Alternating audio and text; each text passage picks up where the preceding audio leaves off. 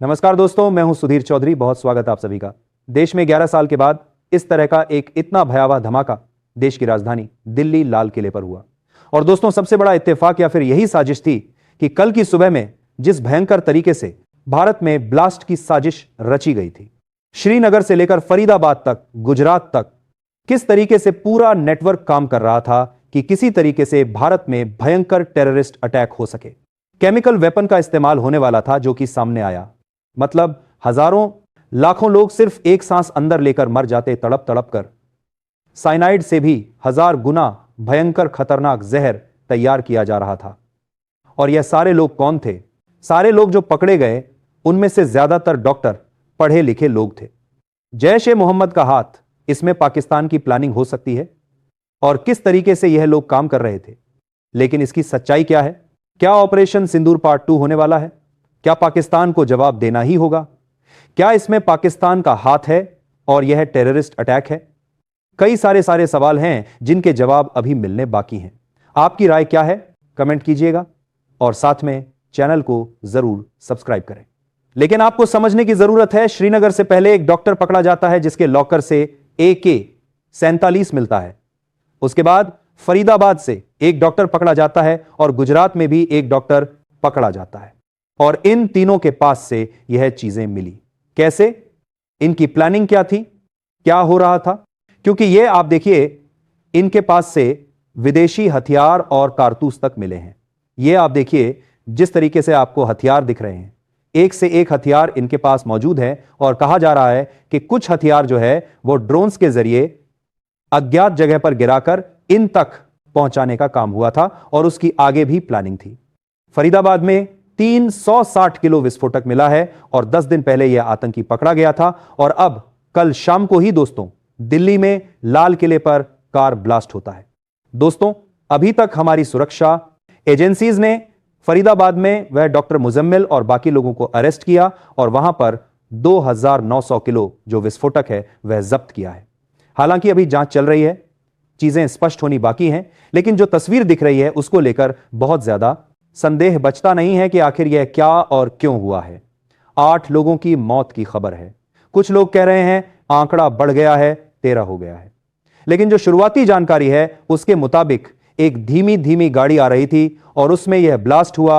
और मतलब इतना भयावह ब्लास्ट था, क्योंकि उस तस्वीरें या तो आपने सोशल मीडिया पर देखी होंगी, कुछ तो हमने न्यूज रूम में हमने देखी हैं। इतनी भयावह तस्वीर थी कि हम आपको बता नहीं सकते, वो तस्वीरें दिखा नहीं सकते। लेकिन एक चीज ध्यान रखिएगा कि 2900 किलो एक्सप्लोसिव बरामद होता है फरीदाबाद में। और उसके बाद शाम में यह ब्लास्ट होता है और जो कार जिसमें ब्लास्ट हुआ, Hyundai i20, उसमें हरियाणा का प्लेट लगा हुआ था, नंबर प्लेट।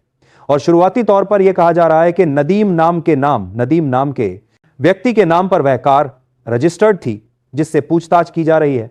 और उधर डॉक्टर मुजम्मिल अरेस्ट होता है। इधर नदीम की कार में ब्लास्ट होता है, लोगों की मौत होती है, कई लोग घायल होते हैं।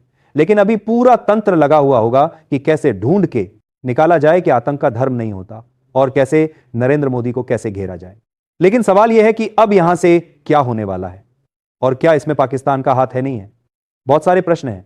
लेकिन आप यह भी ध्यान रखिए कि जब हम चर्चा करते हैं कि भाई यह धमाका कैसे हुआ, साधारण सा सवाल है कि दिल्ली पुलिस से पूछा जाएगा कि जब यह फरीदाबाद से मॉड्यूल मिल रहा था, सारी चीजें मिल रही थी, तो क्या आईबी के पास कोई जानकारी नहीं थी? दिल्ली पुलिस अलर्ट नहीं थी।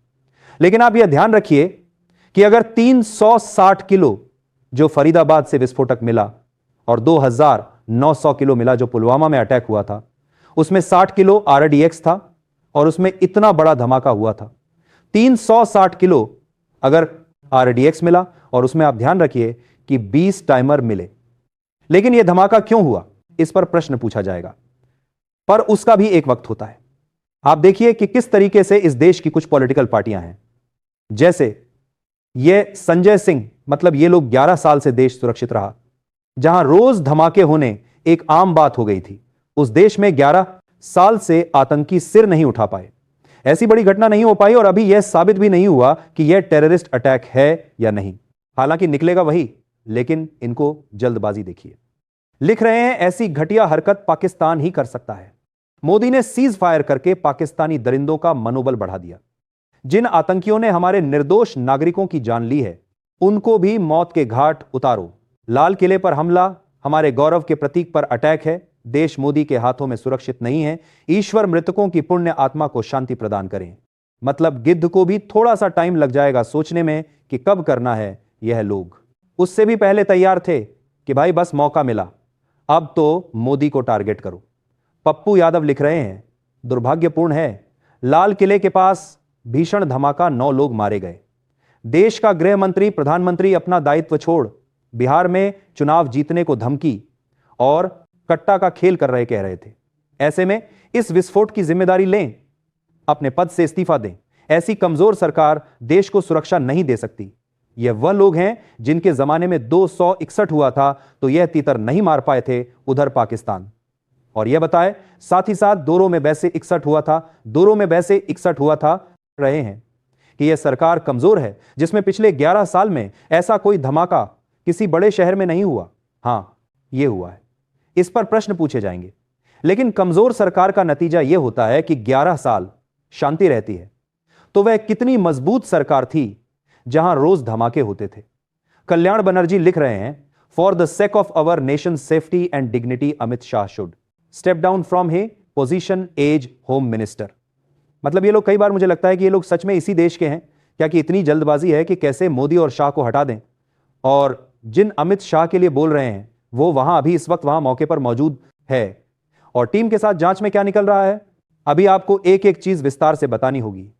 हिंसक घटनाओं की टाइमलाइन, पकड़े गए लोगों की प्रोफाइल, बरामद सामग्री, स्थानों का कनेक्शन और सुरक्षा एजेंसियों की प्राथमिक जांच के बिंदु। पहले बात टाइमलाइन की। सुबह से शाम तक जो घटनाएं सामने आईं उन पर ध्यान दें। पहले श्रीनगर में एक गिरफ्तारी, वहां से AK-47 बरामद, फिर फरीदाबाद में बड़ा मॉड्यूल विस्फोटक का माल, और उसी दिन शाम को राजधानी में लाल किले के बाहर दर्दनाक कार ब्लास्ट। इस क्रम को देखकर किसी भी जांचकर्ता को यह सोचना होगा कि क्या यह घटनाएं एक साथ जुड़ी थीं या अलग अलग ऑपरेशंस का हिस्सा थीं। दूसरे पॉइंट पर आएं तो पकड़े गए लोगों की प्रोफाइल, यूं तो आपने कहा कि अधिकांश डॉक्टर पढ़े लिखे लोग थे।